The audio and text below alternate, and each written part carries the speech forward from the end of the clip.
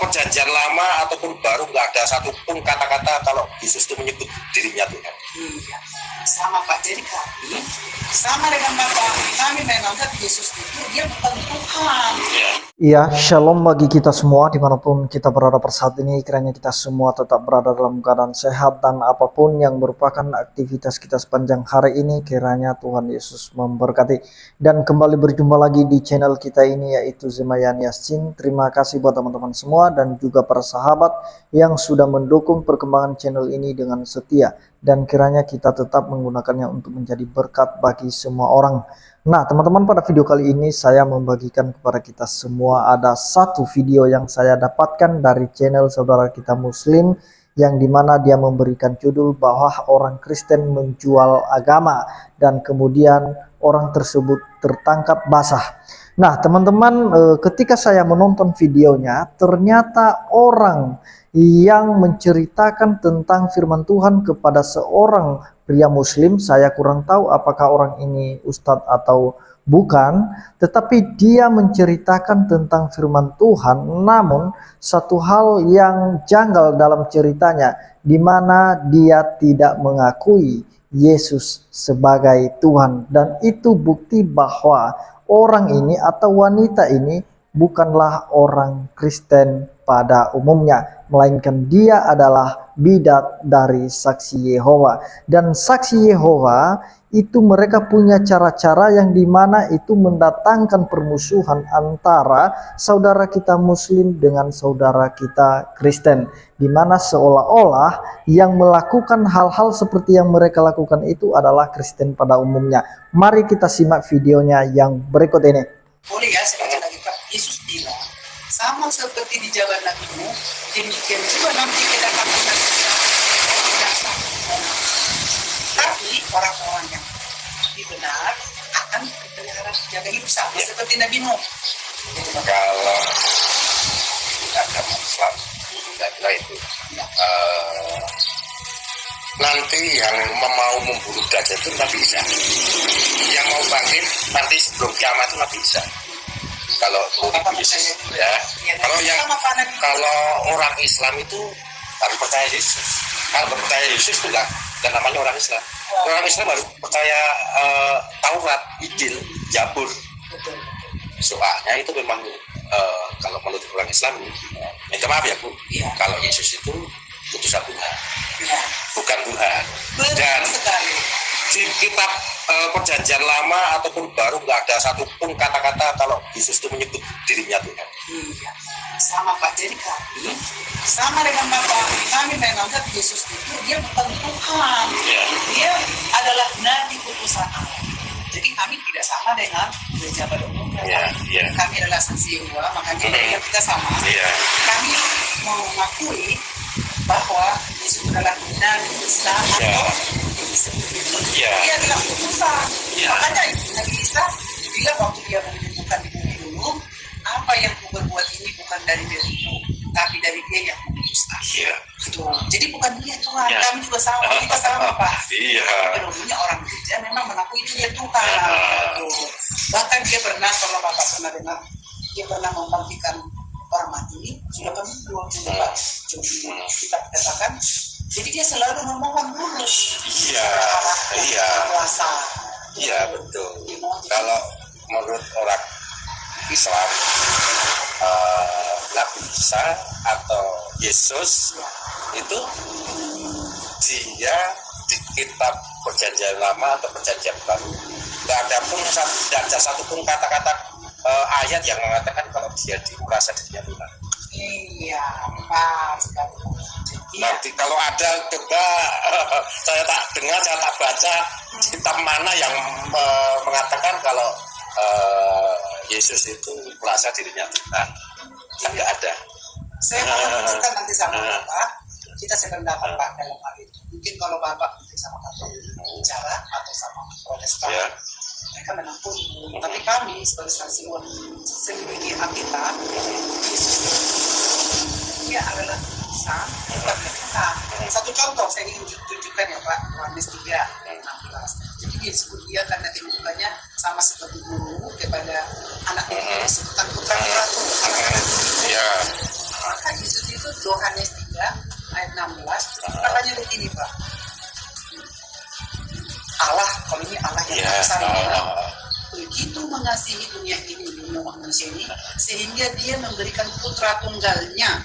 Jadi dia disebutkan Yesus itu putra tunggal, supaya setiap orang yang beriman kepadanya tidak akan binasa, tapi mendapat kehidupan abadi. Allah mengutus putranya ke dunia ini supaya dia menghakimi dunia.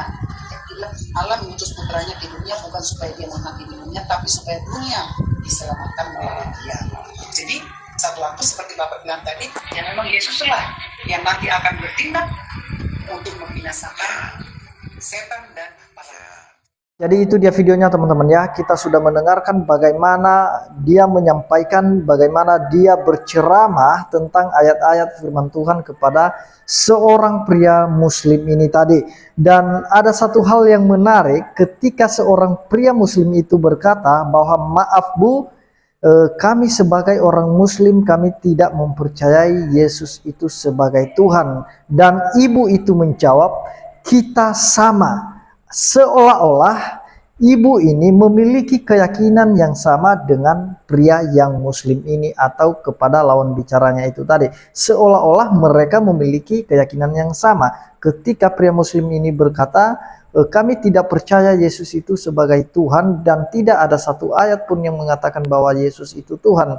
Dan dia menjawab, kita sama. Kami juga tidak mengakui bahwa Yesus itu Tuhan, melainkan Yesus itu sebagai utusan. Dan itu sudah jelas bahwa ibu ini bukanlah Kristen yang sejati, bukanlah Kristen pada umumnya, melainkan dia adalah bidat dari Saksi Yehova, di mana mereka datang ke rumah-rumah untuk memberitakan firman Tuhan yang mereka percayai, dan mereka menyangkal keilahian Yesus. Mereka juga menyangkal kuasa Roh Kudus teman-teman. Dan kalau kita melihat masalah Saksi Yehova ini dengan firman Allah, soal terjemahan, salah satu soal yang terbesar sebenarnya dalam pembahasan mengenai agama ialah apakah patokan kita dalam menentukan asas-asas kepercayaan yang benar.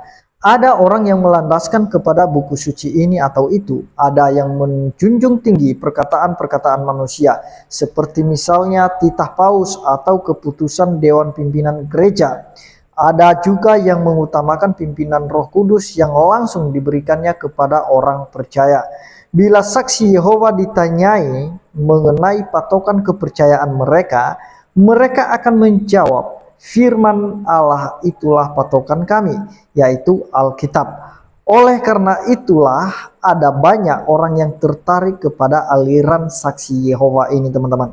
Mereka ingin mencari kebenaran dari sumber yang tepat, yaitu dari kitab suci yang diilhamkan oleh Tuhan Allah sendiri.